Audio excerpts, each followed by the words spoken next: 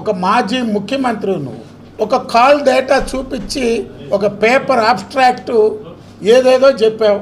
లోకేష్ బాబు బేదా సోదరులు కలిసి ఈ బోట్ల చోరీకి కుట్ర పన్నారని ఒక పేపర్ చూపించి నోటుకొచ్చినట్టు మాట్లాడిపోయాడు. వాడొక ఎంపీ, వీడొక ఎమ్మెల్యే. నువ్వెవడవాయ్?